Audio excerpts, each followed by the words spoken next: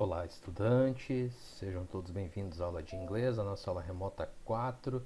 Semana passada, na aula remota 3, eu passei para vocês o material de apoio pelo Google Documentos, tá, pessoal? Aquele material era só para leitura, ou copiar no caderno, imprimir, que auxiliava então vocês para fazerem as questões que estavam no Google Forms, tá? Importante então realizar as questões que estavam no Google Formulários, o Google Forms. No Google Documentos ali eu coloquei somente o material de apoio, que seria o conteúdo, tá, pessoal? Então vamos lá então. Então o Present Perfect, né? Então o presente perfeito ele forma-se com o verbo auxiliar, o verbo to have, né? Que é o verbo ter, né? I have, you have, we have, they have. Então ele é usado para a primeira, segunda, né? E para o plural. Já para a terceira pessoa do singular a gente sempre utiliza, né? Para he, she, it, né? Ele, ela, it, né? Para coisas, né? Ele, ela, neutro, né? A gente usa então sempre o has, mais o particípio passado do verbo principal.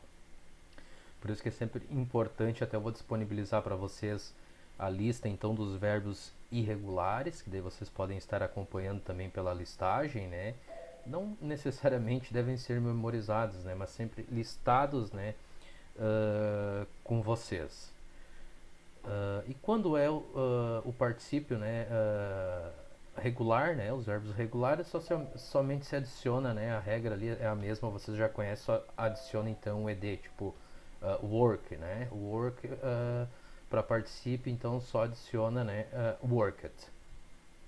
Então a ordem das frases, então com os verbos em present perfect, nós temos então, vamos ver então primeiro no modelo afirmativa, né?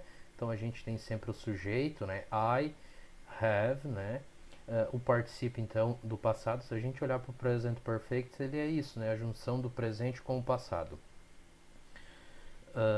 Worked, né? Que é o passado, passado particípio, né?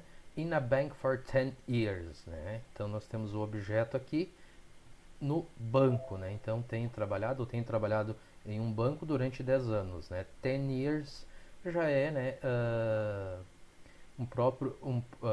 Um indicativo também, né? De passado também.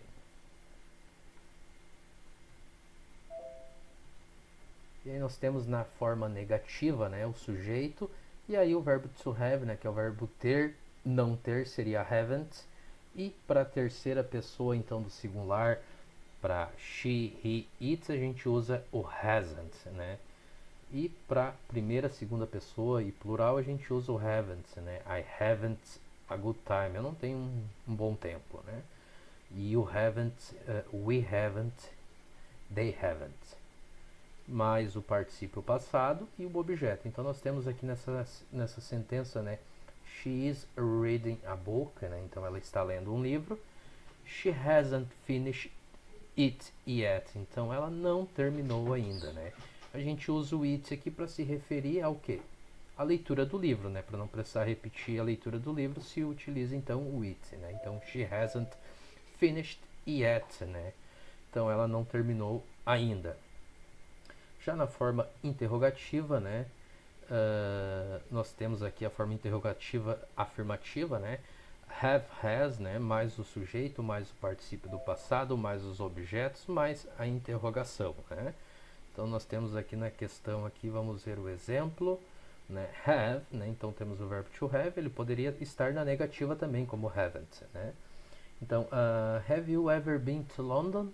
Né? Alguma vez você já esteve em Londres, né? Então se a gente olhar aqui, o been, né, é o particípio, né, o passado particípio, então, né, nessa sentença aqui, né? Então nós sempre utilizamos, né, o verbo to have nesse caso aqui, né, o antes do sujeito, né, para indicar então que é uma sentença interrogativa. Have you ever been to London? Né? Alguma vez você já esteve em Londres?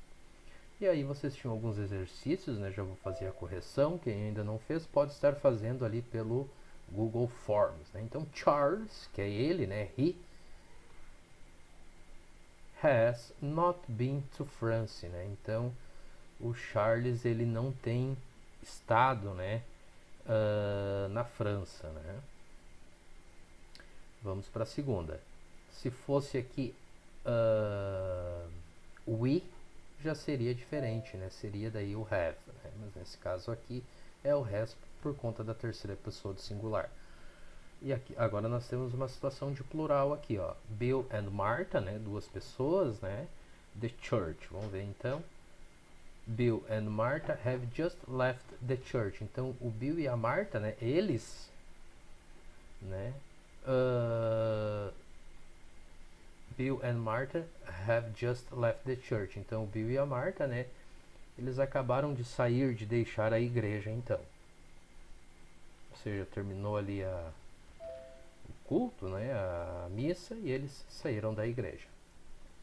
E vamos para a terceira, então. The cat, né? Então o gato has seen a small mouse, né? Então o gato, né? Ele tem visto um rato pequeno, né? Um pequeno rato.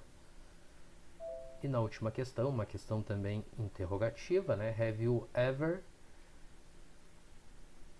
been to Los Angeles, né? Então, você tem estado, né, em Los Angeles, né? Essa é a pergunta.